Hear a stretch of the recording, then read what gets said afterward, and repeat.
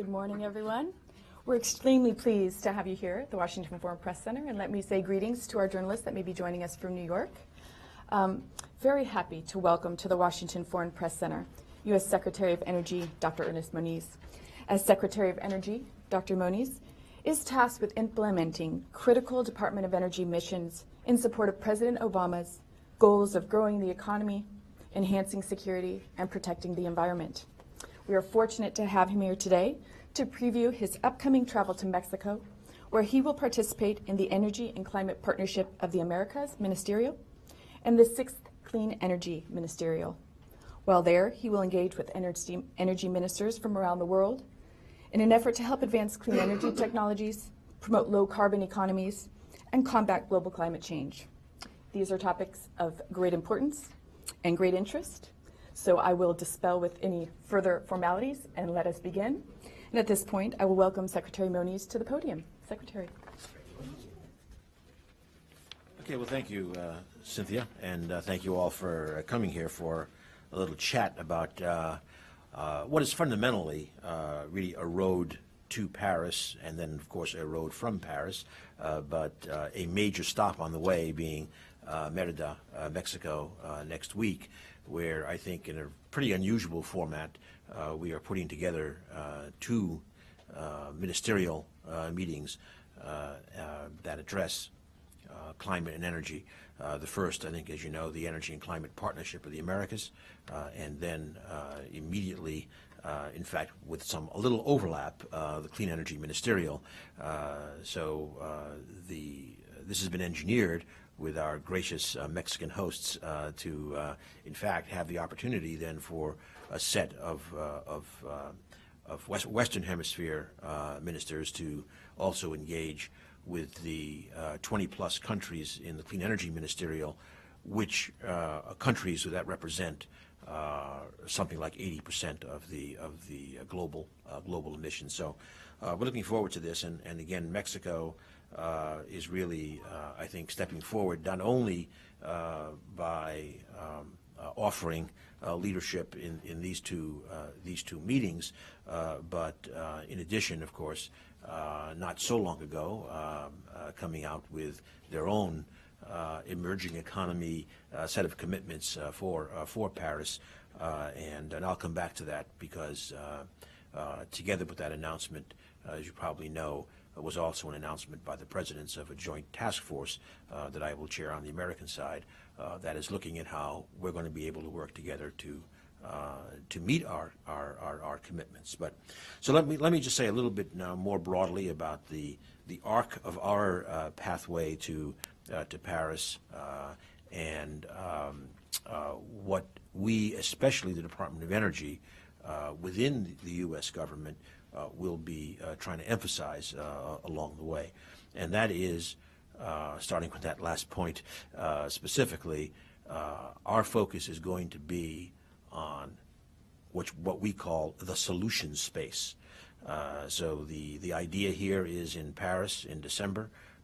We are anticipating, and I think it's been very encouraging so far, we are anticipating a very significant number of countries coming forward with ambitious targets, plans at various levels of development, but certainly ambitious targets, and we believe that an absolutely critical part of being able to meet those targets is going to be continued technology innovation, leading to cost reduction of clean or low carbon technology. So in the U.S. government, we do have a set of responsibilities, including setting efficiency standards for appliances and the like. But I would say the one area where we are really quite unique is being in the leader of advancing technology innovation and the underlying science. So I just want to say it right up front, in all of these meetings, we will be at least representing very strongly the critical role of technology innovation.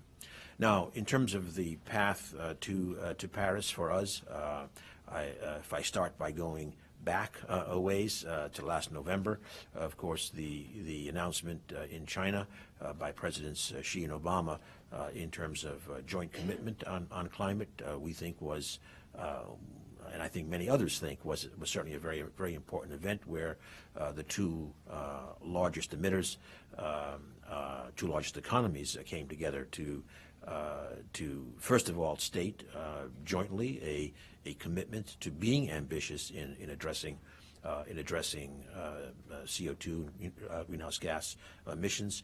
And I would have to say that in my own experience, that announcement has certainly changed the nature of the discussion, both domestically here in the United States and especially internationally. In fact, I would just mention as well that about a week and a half ago, I had the opportunity to meet with Foreign Minister Fabius of France, who will be the president of the COP meeting, and both the themes I've already mentioned, the significance of the U.S.-China announcement last November, and the idea of a central role for technology innovation and cost reduction, was very much the focus of our discussions and a place where we certainly agree. Now, without going through every other step along the way, let me just say a little bit more about the meetings in Mexico, and then a little bit about at least one additional meeting between Mexico and Paris that we will discuss. So if I switch to no, actually, I'm going to say one more thing with regard to China. The announcement of the presidents, of course, was accompanied by a set of statements about collaborative work. And again, given my Department of Energy hat, just focus on one of those, if you had a chance to look at, was an expansion in scope and scale of what's called the Clean Energy Research Center that U.S. and China have been working together on for 5 years in a variety of areas. One of them, which is again very much in line with particular U.S. and Chinese needs, is that of carbon dioxide capture and sequestration. But there was more, including adding an entirely new track on the energy-water nexus. Then going to Merida next week. There's actually 3 things happening. I mentioned already the two summits, and I'll come back to that. But I do want to note that in addition, we will have maybe not a full-fledged formal meeting, but a meeting of the U.S.-Mexico bilateral task force that I mentioned, set up by the presidents when Mexico made its INDC. So Minister of Energy Joaquin Caldwell will be the host of the summit meetings and will be there, but Minister Guerra, Minister of the Environment, will also come to Merida for the ability for us to get together to discuss how this task force can go forward. That will then lead into the Energy and Climate Partnership of the Americas.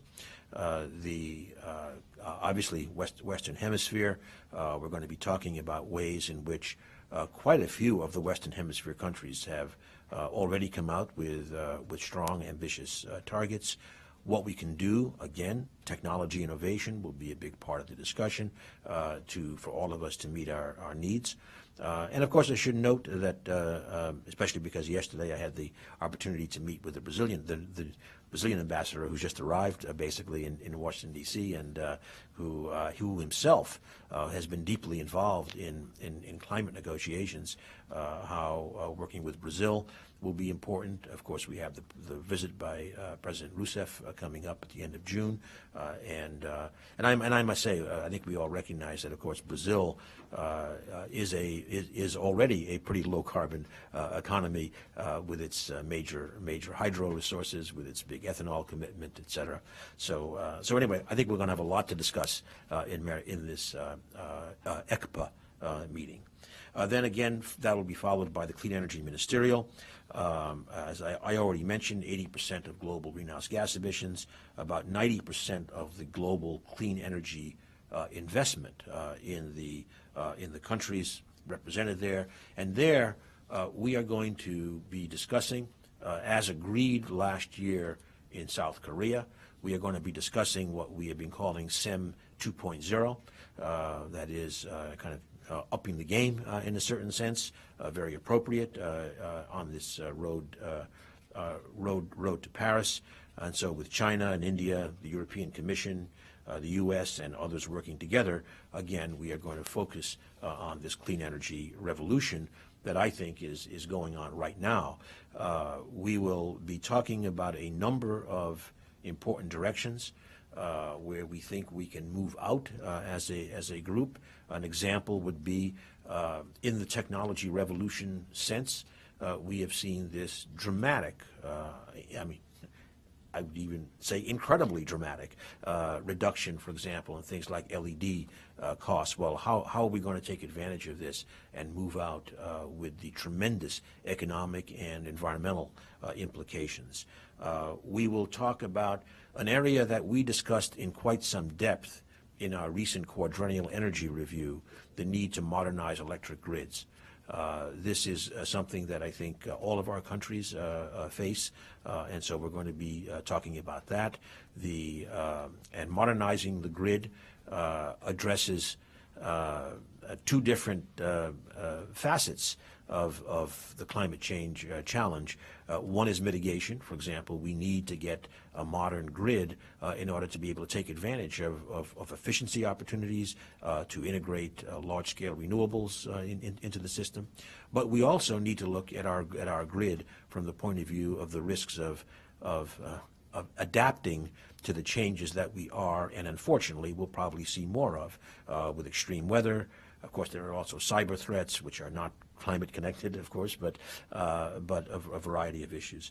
And finally, we're going to be talking about what we can do to extend something that has already been covered under the SEM umbrella, and that is where DOE is again very, very heavily involved, and that is the Clean Energy Solutions Center, which is really, it's a mechanism that has been taken advantage of already by 80 countries in terms of getting essentially technical assistance in a web-based delivery platform, and we feel that's been very effective, and we are looking to get more partners in there, more, if you like, consultants or technical experts from multiple countries who will be available to provide this kind of advice, especially to developing countries for climate solutions.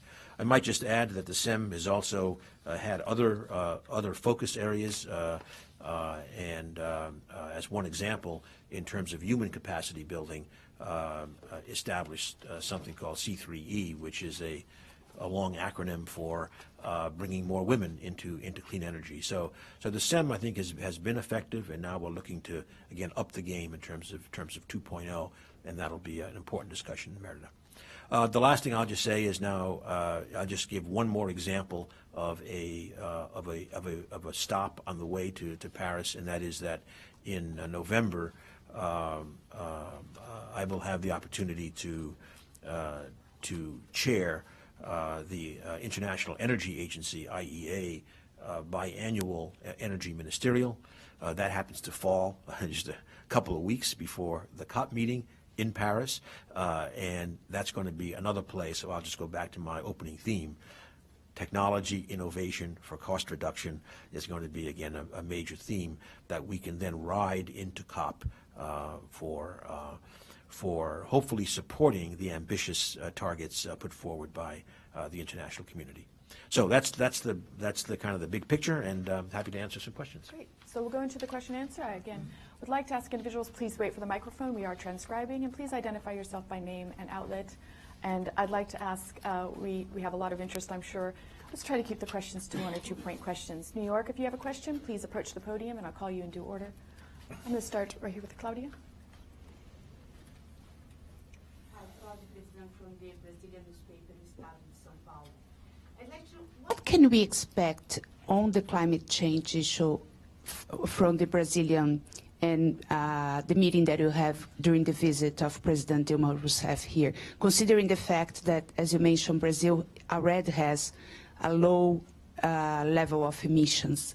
And what can you expect in this area and in terms of technology, what the U.S. could offer Brazil in terms of technology in this area? Thank you.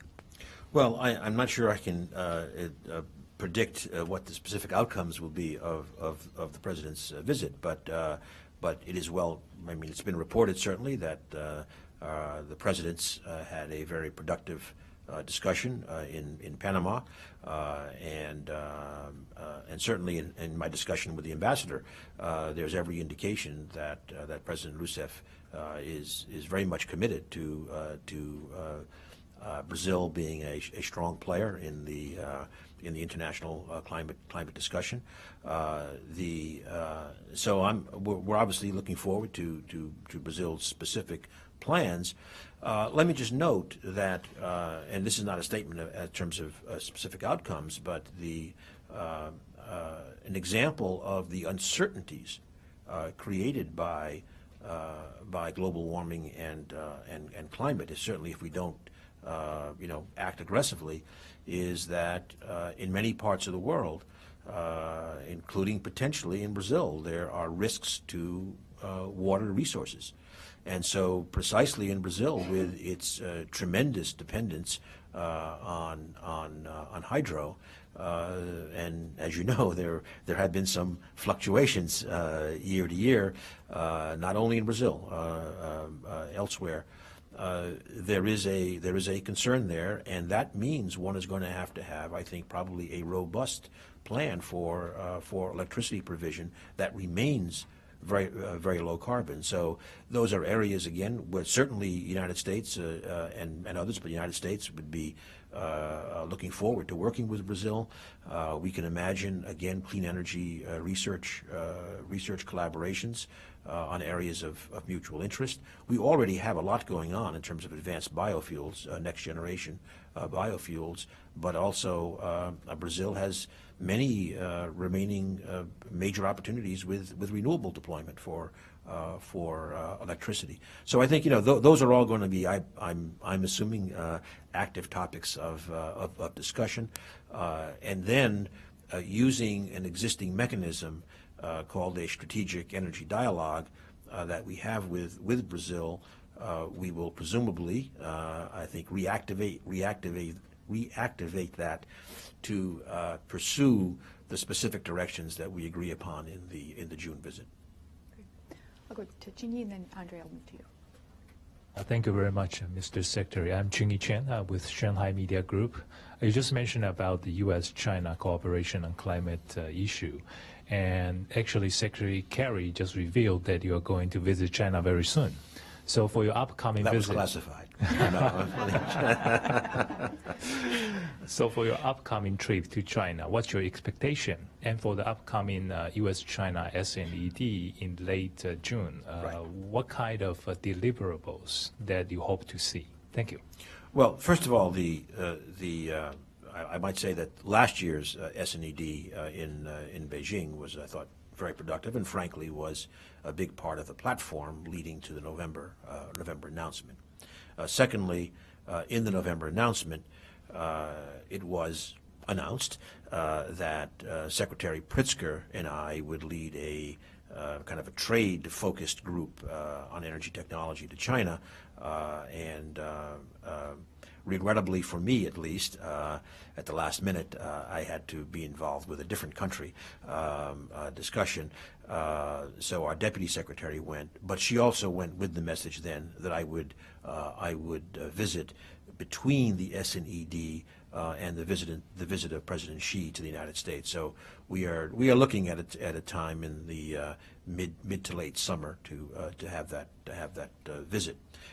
In that visit, again, I'm not going to get into specific deliverables at the moment, but one thing for sure is that, and I might add, by the way, that Minister Wang Gang will be in Merida next week, but in China, clearly we will be looking at moving forward on the CERC, on the Clean Energy Research Center, and specifically in moving out on something relevant to the last answer, the energy-water nexus work, where we both have tremendous interest.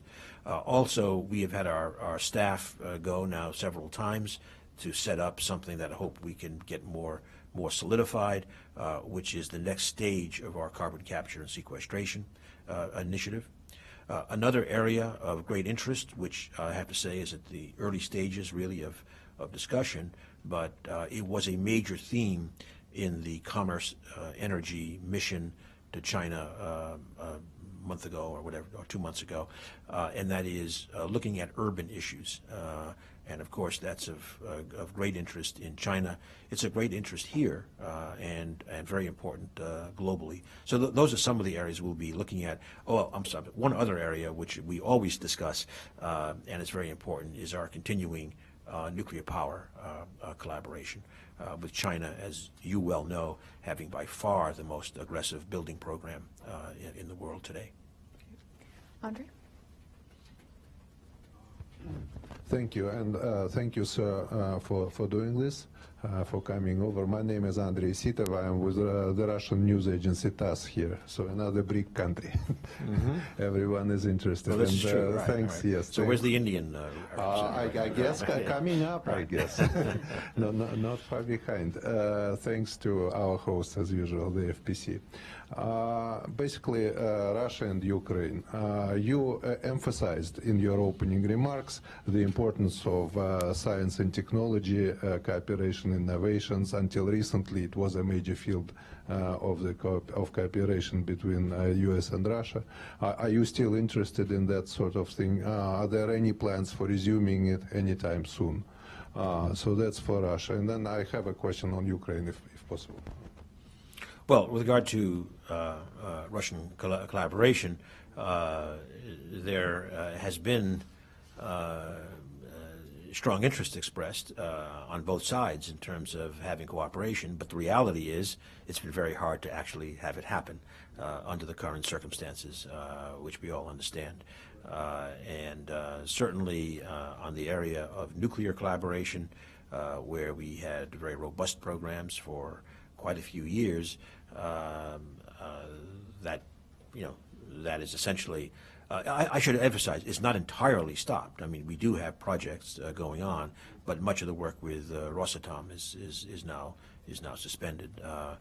So we are always open to looking for areas of mutual benefit. That certainly includes, I do want to emphasize, that our collaboration in terms of addressing nuclear materials in third countries has continued without interruption from the Ukraine situation. That's again an area of clear mutual security interest. By the way, as has, of course, both of our participation in the P5+1 discussions with Iran. But look, the reality is that while we do have work going on together, it's quite diminished at the moment, and I think we can only hope for a resolution of the Ukrainian situation. And speaking about Ukraine, I know that you have practical cooperation with Ukraine at this point. You deliver nuclear fuel. So if you could just describe for me, please, briefly your plans for the future. What's in the realm of the possible? Maybe producing nuclear fuel there, building a plant. Would you be willing to finance such a plant? Maybe building a nuclear reactor for them. What's in the realm of the possible? Thanks. Well, first of all, I want to make clear we don't do any of those things. That's right. Now, we did, going back to the 1990s, we did, as a Department of Energy, we started to supporting a program in terms of alternative fuel provision. That was with Westinghouse, fuel provision for Ukrainian reactors. And that has now come to fruition in the sense that that program is starting. Similarly, not the government per se, but American firms involved also in nuclear spent fuel storage in Ukraine. And we certainly support that activity. But again, we do not directly support any of those commercial activities. And our next question. Good morning. This is Andy Jude from South America, from Chile and Argentina Press. I want to ask you a question. You mentioned technology in a moment. And I want to know what's your impression about the advances in technology in all the region. Some countries, for example, Venezuela, are limiting the use of energy in this moment. You can only use energy in some times of the day, some power. I don't believe that's a climate initiative. Yeah. In Argentina also there were some problems with electricity, and there is a lot of investments that are stopped in this moment because of the price of oil also. I want to, and also there is another subject here, another competitor, China, that's coming and investing. For example, in terms of hydro, they are investing and giving resources in terms of financing for new super investments and projects. China is coming to the region. What is the point, what the U.S. can give to the Western Hemisphere in terms of technology? Which is the competitive advantage of the U.S. in this moment when you have all these countries with not so much advanced technology and another place like China interested in the region? Well, of course, obviously we have an interest in our technology being exported to a variety of countries, and we do think we have a lot of excellent technology, and it is happening in Chile, for example, in renewables. There's quite a lot of engagement with the United States, and including in the north of Chile, with a lot of the need for energy in a dry part of the country, and we are engaged there with solar thermal and other technologies. Now, I think a huge issue, and there is a major issue right now to be resolved over the next 5 weeks, and that is things like the reauthorization of the Exim Bank, which of course we believe is absolutely critical. It's critical for allowing, helping U.S. companies to participate in large projects. So we just think this is a question of normal trade.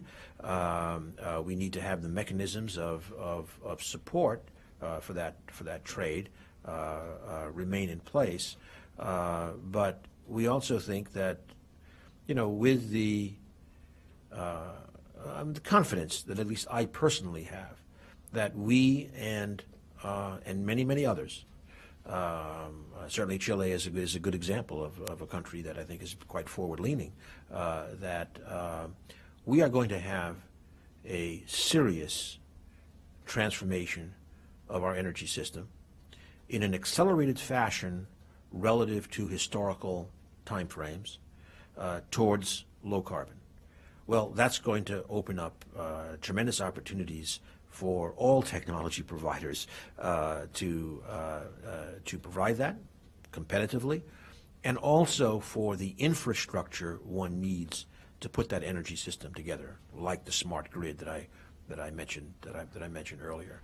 So I just think it's kind of there's going to be a tremendous need, and there's going to be companies from all over the world that are going to be providing that technology. I think we have time for one last question, and we're going to go here to the third row. Hello, thank you for doing this. I'm Jairo Mejia with FNews of Spain. I wanted to ask you if...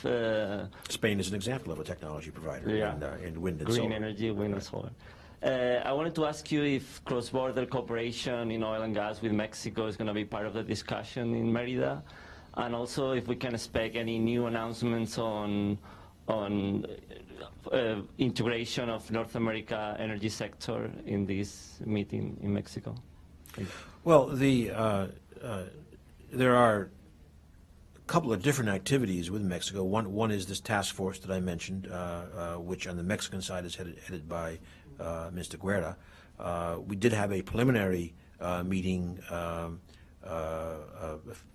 few weeks back when he was in town for other reasons.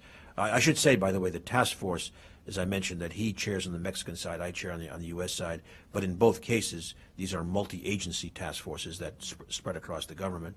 Just as one example, in our earlier discussion, there was a lot of focus that we will now pick up again in Merida around energy efficiency as a key issue.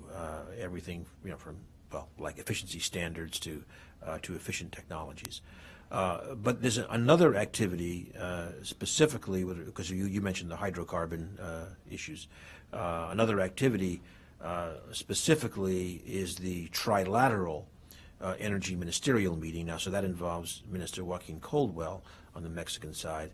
And there, in our meeting in December, there was first of all, a very major discussion, which we appreciated. I mean, the Mexicans giving us a detailed presentation about energy sector reform broadly, and clearly that leads in the hydrocarbon sector to new opportunities.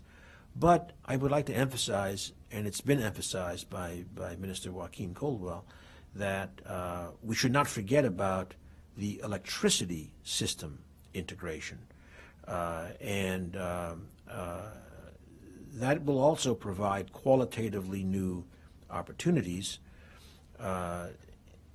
particularly, I would emphasize, in the context of climate, to maximally be able to use renewables on both sides of the border. So that will, I'm very much assuming, inevitably, is going to be part of our task force discussion in terms of meeting INDCs, in terms of how that electricity sector reform will help with integration and renewables. The last thing I'll say on that is that another of the specifics in the December meeting, since you mentioned trilateral. And of course, Canada also came out with an INDC declaration just last Friday.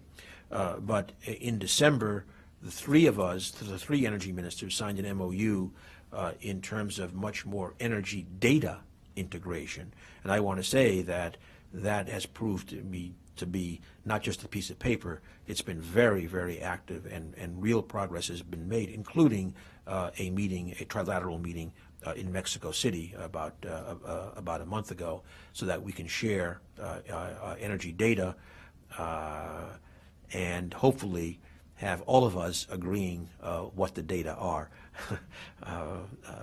across the borders. Okay. And with that, I'm Great. sorry, I think we have to close the briefing. We are now off the record. Thank you very much for Okay. the generous amount of time Thank you you. spent with us. Thank you.